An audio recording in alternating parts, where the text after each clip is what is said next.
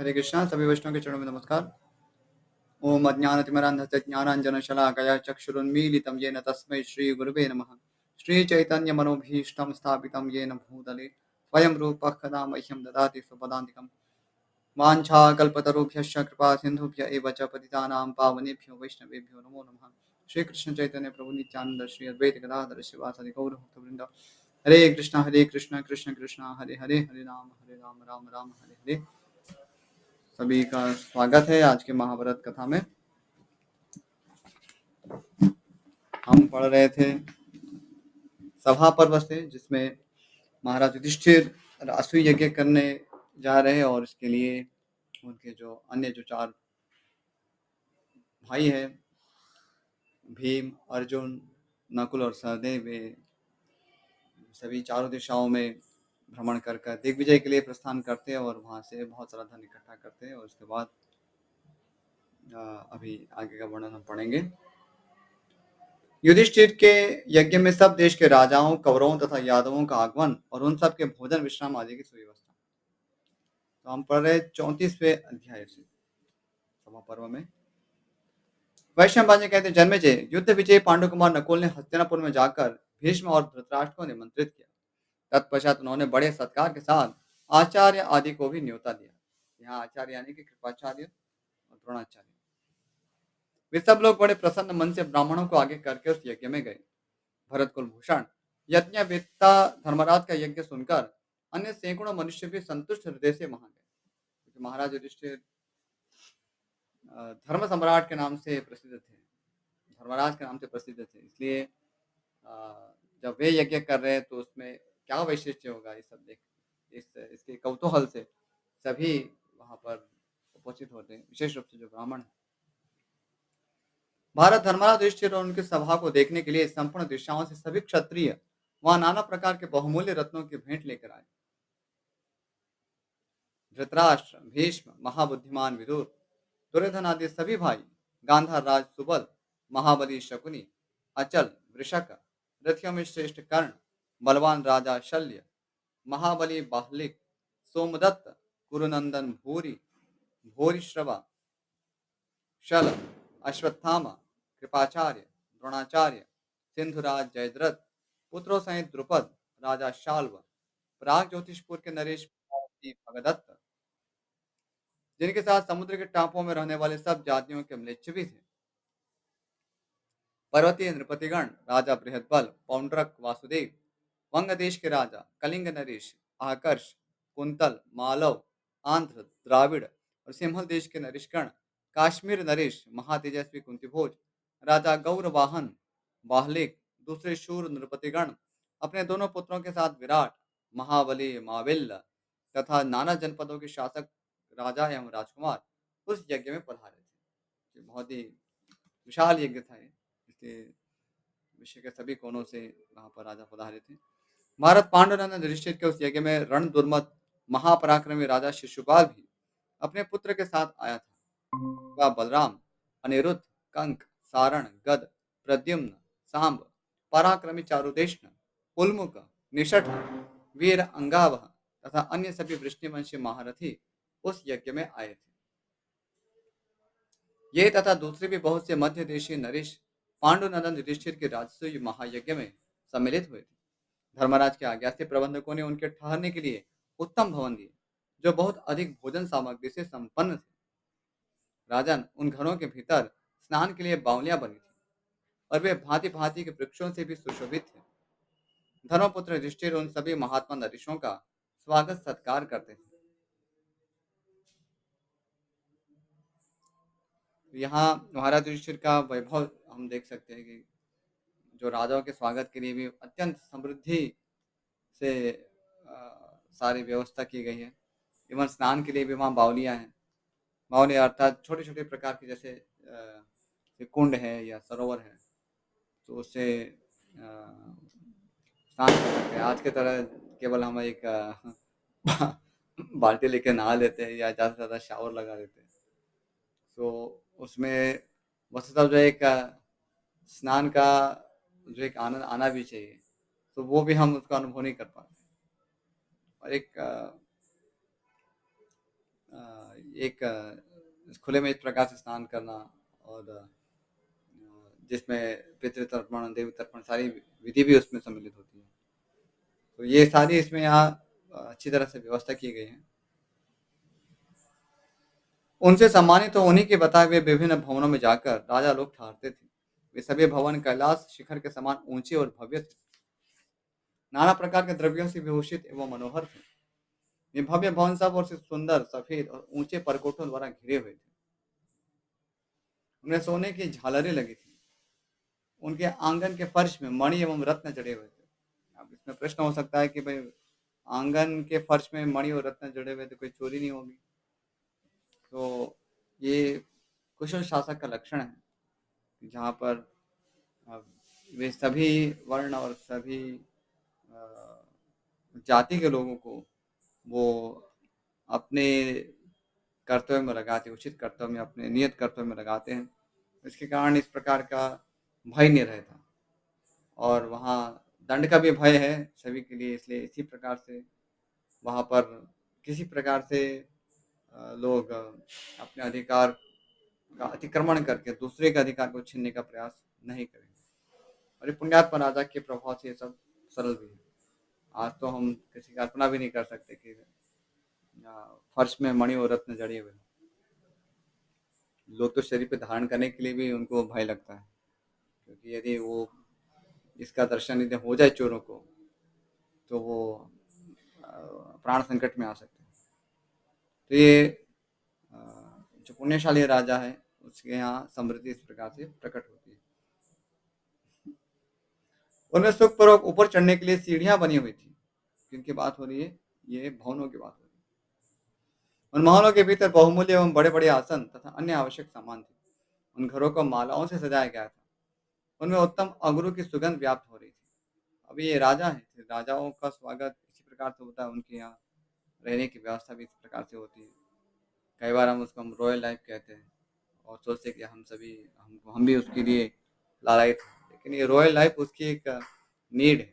राजा केवल अकेला नहीं होता, उसके साथ उसके पार्षद गण होते हैं, सेवक गण होते हैं और अ, उसके कार्यक्षेत्र में ये सारा वैभव अनिवार्य होता है। ऐसा नहीं, वो एक राजा यदि भिक्षु की तरह यदि रहने लगे तो उससे वो इसका प्रजा पर बहुत ही दुष्प्रभाव पड़ता है, क्योंकि प्रजा को ये लगेगा कि राजा जब स्वयं का ही दारिद्र्य दूर नहीं कर सकता तो हमारा कैसे करेगा। इसलिए राजा को समृद्ध न केवल होना चाहिए लेकिन दिखना भी होता है। तो वो एक पृथक विषय है। हम आजकल उसको केवल एक प्रतिष्ठा का विषय बना के रखे कि बस हमारे पास ये है, हमारे पास वो है। ऐसा हो सकता है कि अभी राज परिवार इसमें सब प्रकार के लोग होते हैं, तो उसमें ऐसी भावनाएं भी आ सकती है कि देखो उन राजा के पास तो जितना है हमारे पास इनसे अधिक है, ऐसा है वैसा है, जो स्वाभाविक है भौतिक जगत में, जो बद्ध जीवन के प्रकृति में सारी चीजें पाई जाती है। लेकिन चूंकि समाज ब्राह्मण द्वारा अनुशासित है और क्षत्रिय भी प्रशिक्षित होते हैं, उनके लिए प्रजा धर्म जो है वो बहुत बड़ा माना गया है। इसलिए ये सारी चीजें बहुत अ, ऐसा नहीं कि इसके ऊपर ही जो लोग जोर देते हैं, क्योंकि राजा के ऊपर ऐसा समझिए कि तलवार लटकी होती है। उसको यदि कुछ भी राज्य में अघटित होता है तो उसके लिए वो जिम्मेदार होता है। इसलिए वो केवल अपने हाथ नहीं धो सकता, नहीं भाई मैं क्या कर सकता हूँ, तो मैं क्या कर सकता हूँ ये राजा ऐसा एक्सक्यूज दे ही नहीं सकता। तो वो तो उसका उत्तरदायित्व है कि ऐसा ना हो, इसलिए तो वो वहां पर खड़ा है। तो ये साथ में फिर जो वैभव है वो उसके प्रजा के लिए होता है। तो अ, इसलिए यहाँ से ये सब जो वर्णन है उससे हम ऐसी प्रेरणा प्राप्त करेंगे। ठीक है, अभी हम भी घर में कुछ रत्न और मणियों के फर्श बनाएंगे और वहाँ पर फिर हम लोगों को दिखाएंगे, तो वो पागलपंती होगी। हमें अपने वर्ण और आश्रम के उचित आचरण करना चाहिए। यदि हमारी उसमें आवश्यकता नहीं है, अनिवार्यता नहीं है, तो ऐसा वैभव जो है वो घातक भी होता है। क्योंकि कंचन और कामिनी जिसे कहा जाता है, सोना है और अ, स्त्री विषयक जो सुख है, तो ये बड़े-बड़े महापुरुषों को भी विचलित कर देते हैं। इसलिए इससे हमेशा भयभीत रहना चाहिए और इसलिए जो धर्म की मर्यादा स्थापित है समाज में, उसका पालन करना चाहिए। आगे, वे सभी अतिथि भवन हंस और चंद्रमा के समान सफेद थे। एक योजन दूर से वे अच्छी तरह दिखाई देने लगते थे। उनमें स्थान की संकीर्णता या तंगी नहीं थी। सबके दरवाजे बराबर थे। वे सभी गृह विभिन्न गुणों, सुख सुविधाओं से युक्त थे। तो पहले जो वास्तुशास्त्र है, उस पे विशेष ध्यान दिया जाता था, कौन-सी चीज़ कहाँ होनी चाहिए। और चूँकि सारे जो शास्त्र है, जैसे शरीर संबंधी जो आयुर्वेद है अथवा जो भी धर्म और कार्य के लिए जो अनुकूल दिशाएँ हैं या अनुकूल स्थान है, तो उन सबको किस प्रकार से होना चाहिए जिससे कि अ अ, घर जो होता है या भवन जो होता है, उसमें स्थित जो देवता है, वो सभी संतुष्ट हों, सभी प्राणी संतुष्ट हों, देवता भी संतुष्ट हों। भगवान है क्योंकि वे भी तो सबके स्वामी हैं, तो उन्हें भी प्रसन्नता का अनुभव हो। तो यद्यपि ऐसा कहा जाता है कि भगवान के मंदिर में ऐसे वास्तु का विचार नहीं करते, लेकिन ये उचित नहीं होगा क्योंकि भगवान भी एक व्यक्ति है और उन्हीं की जो इच्छा है, वही तो शास्त्र है। तो भगवान जिस प्रकार से चाहते हैं, उस प्रकार से व्यवस्था होनी चाहिए और उससे को भगवान को उससे सुख प्राप्त होता है। आखिर व्यक्ति कुछ भी निर्माण करता है, तो वो सुख प्राप्ति के लिए ही तो करता है। तो इसलिए इसमें यह विचार नहीं होना चाहिए कि ठीक है, अभी भगवान के मंदिर में कुछ भी करें, भगवान का मंदिर कैसे भी बना दें, तो चारदीवारी कहीं थी खड़े कर दी, ऐसा नहीं होना चाहिए। तो उसमें भी विचार होना चाहिए। तो इसलिए हम देखेंगे प्राचीन काल में जो बड़े-बड़े राजा हुआ करते थे या धनाढ्य, क्षत्रिय या वैश्य हुआ करते थे, तो वे बहुत ही भव्यता से भगवान के लिए मंदिरों का निर्माण करा करते थे। सो इससे लोगों को शिक्षण भी प्राप्त होता है कि कैसे भगवान कितने महान हैं और भगवान के सुख का सदैव चिंतन करना चाहिए। उनका वैभव सर्वोपरि होना चाहिए। ये भी हमें शिक्षा प्राप्त होती है। ये हमारे वैभव का सदुपयोग है। यदि हम हमारे पास भगवत कृपा से कुछ वैभव प्राप्त है भी, तो उसको भगवान का वैभव प्रदर्शित करने में लगाना चाहिए कि भगवान कितने अ, अ, महान हैं, ग्रेट हैं। तो उससे लोगों को आकर्षित करना चाहिए। तो हम लोग यदि हमसे आकृष्ट होंगे तो उससे क्या लाभ होगा? हम तो कुछ समय जिएँगे, उसके बाद तो इस शरीर हमें त्यागना होगा। लेकिन भगवान का मंदिर निर्माण करते हैं तो उससे लोगों को चिरकाल तक, सहस्त्रों वर्षों तक इससे लाभ प्राप्त होगा। और जो व्यक्ति इस प्रकार से भगवान के लिए मंदिर निर्माण करवाता है, तो शास्त्रों में वर्णन है कि उसे भी वैकुंठ प्राप्ति होती है। आगे का अध्याय पंचत्रिंशोऽध्यायः 35वां अध्याय राजसूय यज्ञ का वर्णन। वैशंपायन जी कहते जन्मेजय पितामह भीष्म तथा गुरु द्रोणाचार्य आदि की अगवानी करके युधिष्ठिर ने उनके चरणों में प्रणाम किया और भीष्म द्रोण कृप अश्वत्थामा दुर्योधन और विवंशिति से कहा, इस यज्ञ में आप लोग सब प्रकार से मुझ पर अनुग्रह करें। यहाँ पर एक ध्यान देने योग्य बात है कि महाराज युधिष्ठिर अत्यंत मर्यादा से अत्यंत मधुर वचनों से अपने गुरुजनों का और अपने से जो अनुज हैं उन सभी का ही वे समादर करते थे। तो यहाँ पर सभी गुरुजनों को कहते हैं कितना निवेदन कर रही है, सारे उनसे गुरुजन अर्थात सुपीरियर्स के हैं। सुपीरियर्स अर्थात कुछ उनके गुरु हैं, साक्षात गुरु है, कुछ उनके चाचा ताऊ इत्यादि इस प्रकार से हैं। तो वे उनको अ, अनुग्रह करने के लिए प्रार्थना कर रहे थे। तो अत्यंत मर्यादा से यहाँ पर हम देख सकते हैं उनका कितना मधुर आचरण। यहाँ मेरा जो ये महान धन है, उसे आप लोग मेरी प्रार्थना मानकर इच्छानुसार सत्कर्मों में लगाइए। तो अपने बड़ों को वे दे रहे कि ये मेरा जो धन मुझे प्राप्त है, तो ये आप मेरी प्रार्थना स्वीकार करें और आप अपनी इच्छा के अनुसार इसको सत्कर्मों में लगाइए। तो ऐसा नहीं कि देखिए अभी आप मैं उनको आपको मैंने बुलाया है, देखिए मेरा कैसा वैभव है। तो देखो मैं कैसे दान करता हूँ, ऐसा नहीं। ये आप ही का है और आप इसको अपनी इच्छा के अनुसार उसको लगाइए और मुझ पर अनुग्रह करें। यज्ञ दीक्षित युधिष्ठिर ने ऐसा कहकर उन सबको यथायोग्य अधिकारों में लगाया। तो सबको अपना-अपना एक दायित्व सौंपा गया, कि कौन क्या करेंगे। तो अभी गुरुजन हैं तो वो उनसे सभी से उनके भी अनुग्रह प्राप्त करना ज़रूरी है। तो हम देखेंगे किस प्रकार से अलग-अलग व्यक्तित्व ने अलग-अलग दायित्व स्वीकार किए थे। भक्ष्य भोज्य आदि सामग्री की देखरेख तथा उसे बाँटने परोसने की व्यवस्था का अधिकार दुशासन को दिया। आप देखिए यहाँ पर दुशासन जैसे दुशासन उसको भी ऐसी सेवा में रखा था क्योंकि घर का प्रसंग था, गुरुवंश का प्रसंग है।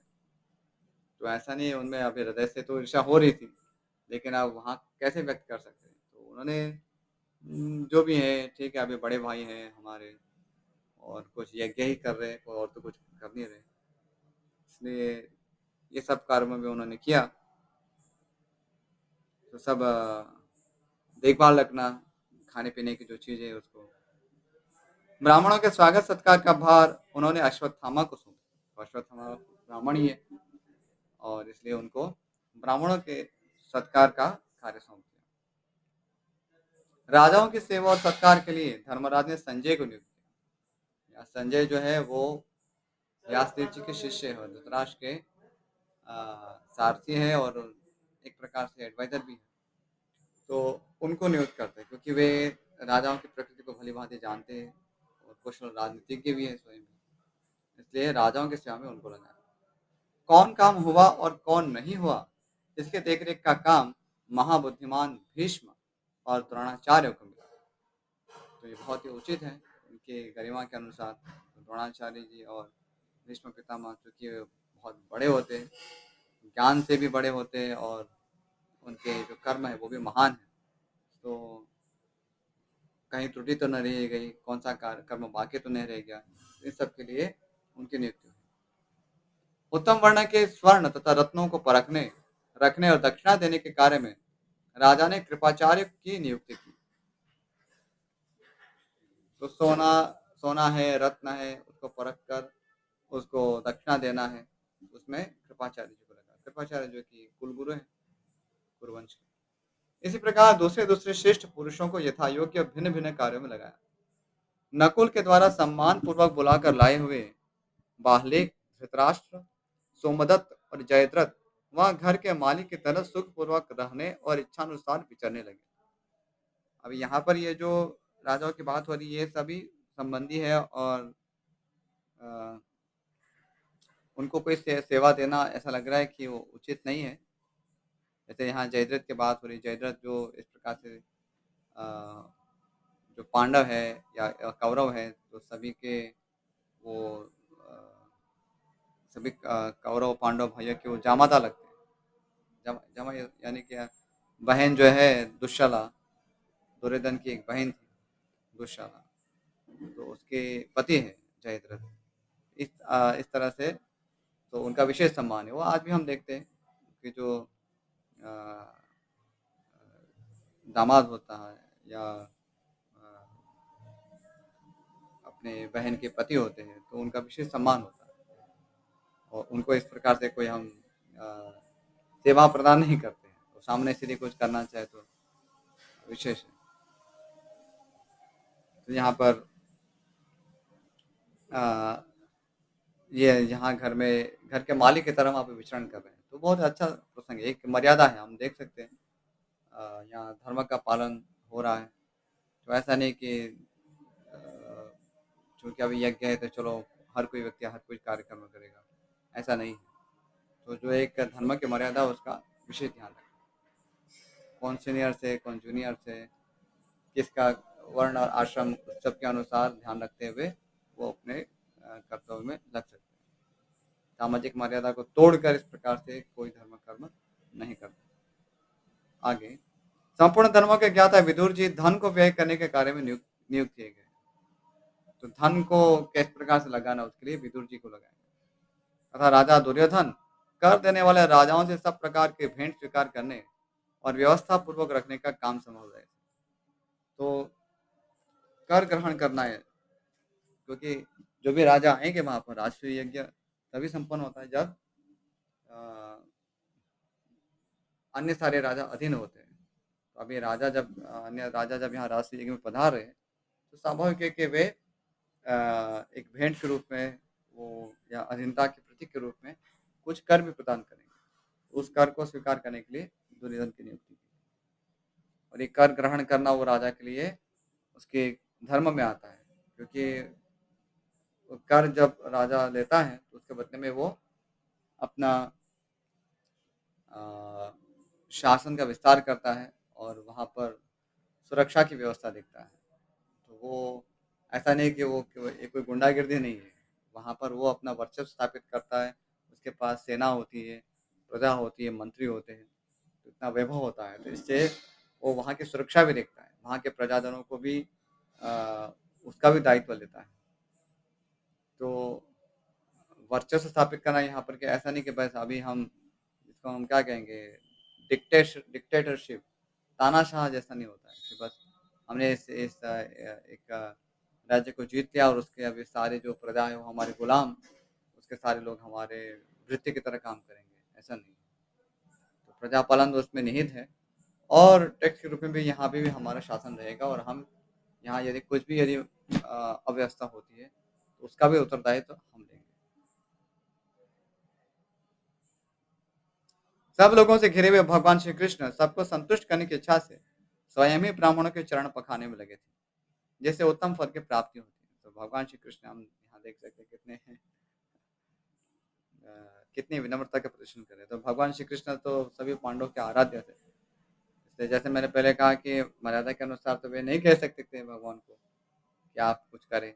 जैसे धृतराष्ट्र है या जयद्रथ है, ये सोमदत्त, बाहलिक, ये सारे सब कुरुवंश के सम्माननीय पुरुष थे। जयद्रथ यद्यपि आयु में इतने बड़े नहीं थे, लेकिन वो फिर वो दामाद की तरह थे और जो बाहलिक, धृतराष्ट्र, सोमदत्त हैं, ये सब ज्येष्ठ पुरुष हैं कुरुवंश के। इसलिए उनको भी कोई कर्तव्य नहीं दिया गया। तो भगवान श्री कृष्ण वो तो विशेष सम्माननीय, पांडव तो इस तत्व को भी जानते हैं कि वे स्वयं परमेश्वर हैं। तो सामने से उन्होंने कोई सेवा नहीं दी थी, लेकिन भगवान श्री कृष्ण स्वयं ही अपनी इच्छा से इस प्रकार से कार्य में लगे। तो वे स्वयं से अपने आचरण से वो कै स्थापित करते कैसे उन्हें ब्राह्मण प्रिय हैं। ब्राह्मण जो कि भगवान के भक्त होते हैं, उन्हें बहुत विशेष प्रिय है। धर्मराज युधिष्ठिर को और उनकी सभा को देखने की इच्छा से आए हुए राजाओं में से कोई भी ऐसा नहीं था, जो 1000 स्वर्ण मुद्राओं से कम भेंट लाया। यहाँ देख सकते हैं कि जो कर के रूप में भी जो लाए थे भेंट, तो वो भी 1000 स्वर्ण मुद्राओं से तो कम कुछ भी नहीं थी। यानी कि सारे राजा भी जो आने वाले थे वो समृद्ध थे। प्रत्येक राजा बहुसंख्यक रत्नों की भेंट देकर धर्माज युधिष्ठिर के धन की वृद्धि करने लगा। तो सबने प्रेम से महाराज युधिष्ठिर के इस यज्ञ को पूर्ण करने में सहयोग किया, क्योंकि अत्यंत धर्मप्रिय राजा थे। उनके लिए कोई शत्रु जैसा कोई था ही नहीं। वो किसी को शत्रु मानते भी नहीं थे और लोग भी उन्हें कोई शत्रु नहीं मानते। उनकी रुचि केवल और केवल धर्म में लगी थी। सभी राजा यह होड़ लगाकर धन दे रहे थे कि कुरुनंदन युधिष्ठिर किस प्रकार मेरे ही दिए हुए रत्नों के दान से अपना यज्ञ संपूर्ण करे। देखिए यहाँ होड़ भी कैसे लगी है। मैं इतना दे दूंगा कि उसी से हो जाएगा महाराज युधिष्ठिर का यज्ञ, इतना मैं दे दूंगा। तो वो महाराज युधिष्ठिर के प्रति भी ऐसे अपनेपन की भावना रखे कि इतने महान राजा है, तो हमसे ही यज्ञ पूरा और उसका श्रेय हमें भी प्राप्त होगा। राजन जिनके शिखर यज्ञ देखने के लिए आए हुए देवताओं के विमानों का स्पर्श कर रहे थे, जो जलाशयों से परिपूर्ण और सेनाओं से घिरे हुए थे, उन सुंदर भवनों, इंद्रादि लोकपालों के विमानों, ब्राह्मणों के निवास स्थानों तथा परम समृद्धि संपन्न रत्नों से परिपूर्ण चित्र एवं विमान के तुल्य बने हुए दिव्य गृहों से, समागत राजाओं से तथा असीम श्री समृद्धियों से महात्मा कुंतीनंद युधिष्ठिर की वह सभा बड़ी शोभा पा रही थी। महाराज युधिष्ठिर अपनी अनुपम समृद्धि द्वारा वरुण देवता के बराबरी कर रहे थे। उन्होंने यज्ञ में 6 अग्नियों की स्थापना करके पर्याप्त दक्षिणा देकर उस यज्ञ के द्वारा भगवान का यजन किया। तो यहाँ पर महाभारत में एक जो टीका है, एक अ, नीलकंठ जी के द्वारा लिखी गई, एक विद्वान हुए नीलकंठ करके। तो उन्होंने टीका में लिखा है 6 अग्नियाँ क्या होती हैं। तो बताया गया कि आरंभणीय, क्षत्र, धृति, व्यष्टि, द्विरात्र और दशपीय। तो ये 6 अग्नियों की स्थापना, ये यज्ञ के अंतर्भूत कर्म होता है, तो 6 अग्नियों की स्थापना करनी पड़ती है, तो महाराज युधिष्ठिर ने ये 6 अग्नियों की स्थापना की थी। राजा ने इस यज्ञ में आए हुए सब लोगों को उनकी सभी कामनाएँ पूर्ण करके संतुष्ट किया। वह यज्ञ समारोह अन्न से भरा पूरा था। उसमें खाने-पीने की सब सामग्रियाँ पर्याप्त मात्रा में सदा प्रस्तुत रहती थी। वह यज्ञ खा-पीकर तृप्त हुए लोगों से ही पूर्ण था। वहाँ कोई भूखा नहीं रहने पाता था तथा उस उत्सव समारोह में सब और रत्नों का ही उपहार दिया जाता था।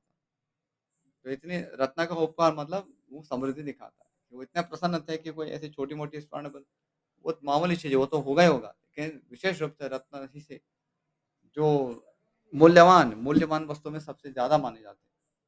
सो उसी से ही लोग व्यवहार कर रहे थे। मंत्र शिक्षा में निपुण महर्षियों द्वारा विस्तार पूर्वक किए जाने वाले इस यज्ञ में इड़ा यानी कि मंत्र पाठ एवं स्तुति, घृतहोम तथा तिल आदि शाकल्य पदार्थों की आहुतियों से देवता लोग तृप्त हो गए। ये यज्ञ के अंतर्गत सारे कर्म हैं, तो उसकी हम यहाँ चर्चा नहीं करेंगे। जिस प्रकार देवता तृप्त हुए, इसी प्रकार दक्षिणा में अन्न और महान धन पाकर ब्राह्मण भी तृप्त हो गए। अरे क्या कहा जाए, उस यज्ञ में सभी वर्ण के लोग बड़े प्रसन्न थे, सबको पूर्ण तृप्ति मिली। तो ये यज्ञ में सभी वर्णों और सभी आश्रमों को दृष्ट किया जाता है। तो ब्राह्मण यद्यपि वे कोई ऐसे अ, धनलोलुप नहीं होते, लेकिन वे भी जब उन्हें भी पर्याप्त रूप से अ, दक्षिणा प्राप्त होती है, तो उनका भी हृदय संतुष्ट होता है। क्योंकि अभी ब्राह्मण है, तो उनका भी परिवार है और अ, ब्राह्मणों को तृप्त करना जैसा पुण्य कर्म संसार में दूसरा कोई नहीं है। इसलिए इससे भी ब्राह्मण अत्यंत प्रसन्न होते हैं कि इतने एक महान कार्य में कोई व्यक्ति लगा है, वस्तुतः एक धर्मप्रिय व्यक्ति है। तो उससे भी इस धर्म के कार्य से ब्राह्मण संतुष्ट होते हैं और विशेष रूप से ब्राह्मण को तुष्ट करना ये कर्तव्य है भी, सभी का ही कर्तव्य है। क्योंकि वे अ, जो ब्रह्म ज्ञान है या समाज में सभी प्रकार का जो ज्ञान प्रचारित करना है, उसमें लगे हुए हैं। इसलिए वे अर्थोपार्जन में नहीं लगते, अलग से वो प्रयास नहीं करते। तो इसलिए उनको संतुष्ट करना भी चाहिए और यहाँ ब्राह्मण संतुष्ट होते हैं, स्वाभाविक है, ऐसा होना भी चाहिए। तो यहाँ पर हम विराम करेंगे। इस विषय में यदि कोई प्रश्न हो तो पूछ सकते हैं और यदि नहीं है तो हम यहाँ पर हम विश्राम करेंगे। विदेक प्रभु। नहीं ब्रो जी। ओके, ठीक है।